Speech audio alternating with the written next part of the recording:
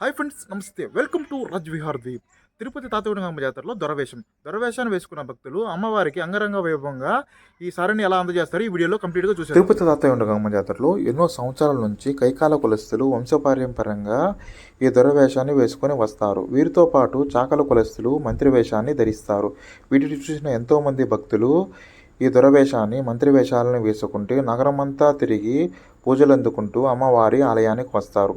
పూర్వం గంగమ్మ తల్లి ఈ దొరవేషాన్ని వేసుకున్న కారణంగా ఎంతోమంది భక్తులు ఈ వేషాన్ని ధరించి కైకాల చాకలి కులస్తులు ఆనవాయితీగా ఈ గంగమ్మకు ఇష్టమైన ఈ దొరవేషాన్ని ధరించి అమ్మవారిని సంతోషపరిచేలా ప్రతి సంవత్సరం ఈ జాతర సమయంలో తిరుమల తిరుపతి దేవస్థానం వారి నుంచి గంగమ్మకు సారె అందజేస్తారు.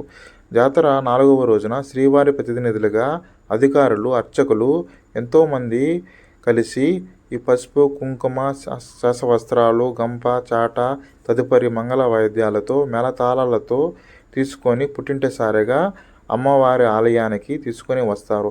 ఇలాంటి అద్భుతమైన సన్నివేశాలను చూడడానికి మన ఛానల్ని సబ్స్క్రైబ్ చేయండి. మేళతాళాలతో అంగరంగ వైభవంగా జరిగే ఈ గంగమ్మ తల్లి ఈ దొరవేషాన్ని చూద్దాం.